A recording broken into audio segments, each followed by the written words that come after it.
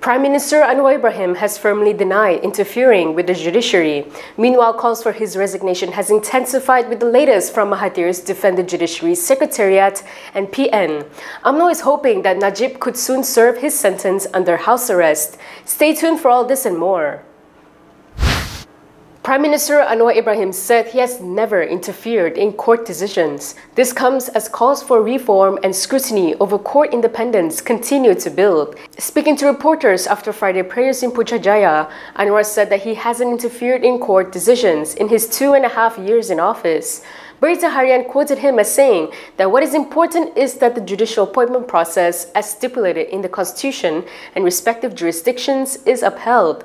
He added that any changes to that process would require constitutional amendments. He said those that feel there is a need to amend the appointment process should propose a constitutional amendment. But for this field, they will follow the process that has long been in practice. This comes just days before the Malaysian bar's walk to safeguard judicial independence in Putrajaya set for July 14th. When asked about it, Anwar said the stance expressed by authorities previously remains unaffected by the event. He stated that the event is the organizer's decision, but the government already made its position clear. He added that the Attorney General and Azalina Othman Said have explained, and even the Yang Dipertuan Agong has addressed the matter. Anwar stressed that we should just follow the process and provisions set out in the federal constitution. Meanwhile, calls for Anwar to resign as Prime Minister over concerns about the integrity of the country's judiciary have intensified. The latest is from the group led by former Prime Minister Dr Mahathir Mohamad.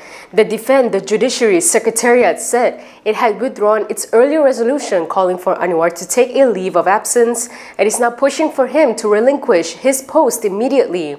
This is on the grounds that the Premier has a conflict of interest in judiciary appointments, as he is a party in several civil lawsuits. Mesyuarat juga hari ini telah juga mengambil kira beberapa langkah yang telah dicadangkan oleh pihak-pihak lain seperti RCI oleh kumpulan yang diketuai oleh saudara Rafique Rashid Ali, seperti Walk for Independence oleh Bar Council, seperti mungkin pemanggilan jawatan kuasa khas Select Committee di Parlimen. Ini semua adalah langkah-langkah yang baik, tetapi sekiranya berkenaan RCI, sekiranya berkenaan dengan Parlimen atau jawatan kuasa Parlimen, ianya semua di bawah kawalan dan seliaan Perdana Menteri, terma-terma rujukan RCI juga di bawah seliaan dan kawalan Perdana Menteri. But masalahnya adalah Prime Minister. The Prime Minister is the problem, and therefore the Prime Minister must go. Kita juga telah berbincang dan kemungkinan akan membuat tindakan di mahkamah, dan tindakan di mahkamah tersebut kami akan dari masa ke semasa membincangkan dan maklumkan kepada media mengenai perkembangan tersebut. Was Malaysia's former Chief Justice Tengku Maimun Tuan Mat denied an extension because of a speech? This is the allegation that Lawyers for Liberty co-founder Latifah Koya has called on Anwar to respond to. The claim was that Tengku Maimun was denied an extension due to a speech she delivered in Malta, where she had advocated for the removal of the Prime Minister's role in judicial appointments. Latifah told Malaysia Kini that the claim suggests that Tengku Maimun's tenure was not extended despite her spectacular record because she had allegedly criticized the Prime Minister for interfering with the judiciary. She said if true, this becomes a very serious matter. Latifah was reacting to remarks from former Law Minister Nazri Abdul Aziz. Nazri had told The Scoop that Tengku Maimun didn't get an extension because of the speech she gave in Malta. Nazri had said that Tengku Maimun should have voiced her concerns privately. Latifah called Nazri's remarks a stunning and disturbing admission. She said that it must be taken seriously, especially as it comes from a close Anwar ally and a prominent AMNO figure. Latifah stressed that public interests and the integrity of the judiciary should have come first and not political sensitivities over a speech. With this, she called on the Prime Minister to break his silence and explain to the Malaysian public why the tenure of a respected and high-performing Chief Justice was not renewed, leaving, in her words, a vacuum at the top of the judiciary. Still on the topic of the judiciary, former PKR Deputy President Rafis Ramli is rallying Malaysians to defend it. He is calling on the public to sign a petition to protect its independence. In a post on Facebook, he shared a link to the petition and urged all Malaysians to sign it as a show of public support for a judiciary that remains independent and of integrity. In the petition, he warned that the stakes are high, not just for the legal system, but for the very fabric of democracy. He also called on all Malaysians to help spread the petition, saying the issue will have a significant impact on the people and the country in the future. The petition is meant to build public pressure to uphold separation of powers and the rule of law. On Monday, Rafis and 8 other PKR MPs urged the formation of a Royal Commission of Inquiry, RCI, and for the Parliamentary Special Select Committee on Institutional Reforms to investigate alleged judicial interference.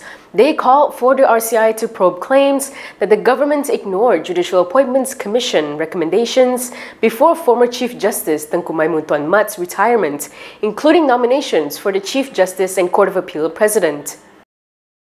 Perikatan Nasional had also commented on the matter and reiterated its call for Anwar to go on leave. Their call came following a statement from Istana Negara on the matter, where it had, among others, told all parties not to politicize the issue.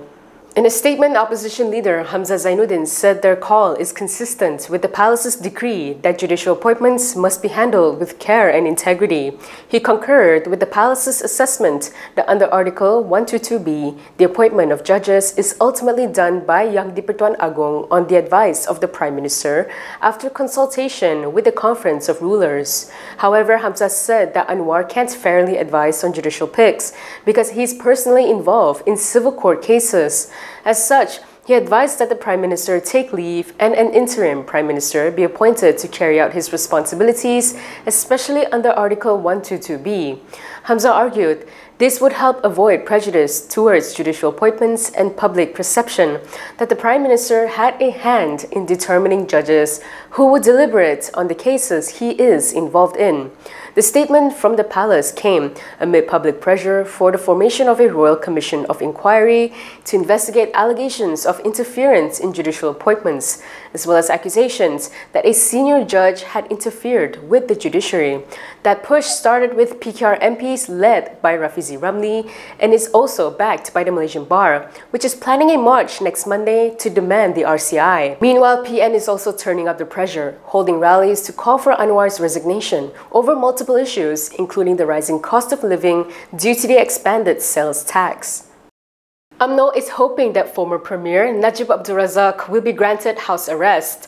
This is after the Attorney General's chambers did not dispute the existence of a royal addendum decree. In a statement, AMNO Secretary General Ashraf Wajdi Dusuki said that the AGC has confirmed the addendum existed and this affirms the royal decree for Najib's home detention. He said it is hoped that by the grace of the Yang di-Pertuan Agong that the decree for house detention may be implemented. He added that it is also hoped that Najib may be granted a reduction in his sentence, which has been delayed for over a year. On Wednesday, Senior Federal Counsel Shamsul Bol Hassan reportedly said the AGC did not dispute the addendum's existence, but it was challenging how it was submitted as new evidence in Najib's judicial review application at the High Court. The News Trace Times reported him as saying that whatever the procedure may be, it must be followed when introducing new evidence. The new evidence refers to an affidavit filed by the former Prime Minister's son, Nizar Najib, which included a copy of the addendum decree he purportedly received from the office of the Pahang Sultan. Najib has been serving time at Kajang Prison since August 23, 2022, after his conviction in an abuse of power, criminal breach of trust, and money laundering case involving 42 million ringgit from SRC International.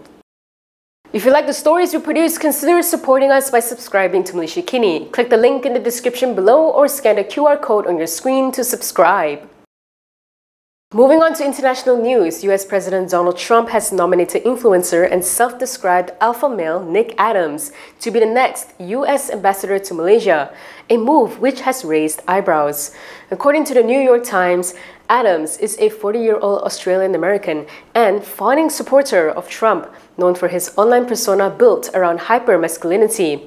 In a video on X, Adams called the nomination nothing short of a lifetime's honor and promised to spread Trump's goodwill to Malaysians. The New York Times noted that the clip was noticeably toned down and lacked the incendiary rhetoric and vulgar humor that elevated him to political prominence. The report also said Adams has a history of Islamophobic remarks in his online commentary, attacking Trump's critics as supporters of Islam and railing against what he claimed were alleged efforts to teach Islam in schools. While announcing the nomination, Trump described Adams as an incredible patriot and a very successful entrepreneur. Adams is one of 5 ambassador picks Trump submitted for Senate confirmation this week, alongside nominees for Singapore, Sri Lanka, Thailand, and Kazakhstan. If confirmed, he'll replace current ambassador Edgar Kagan, who's been in the post since March 2023.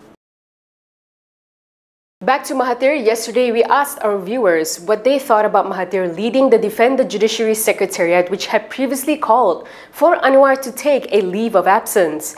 This is given his previous history with the judiciary. Let's take a look at the results.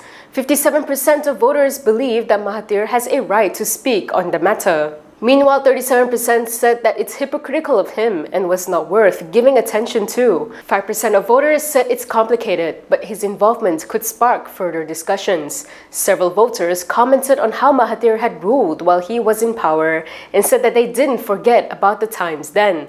Others said he has retired and should just rest at home and not get involved with politics.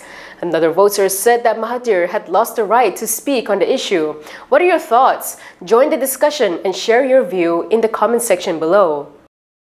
That is all from me today. For more stories, you can go to Kinitv.com. You can also follow us on Instagram, X, YouTube, and Facebook for the latest news updates. I'm Camelia. Thanks for watching.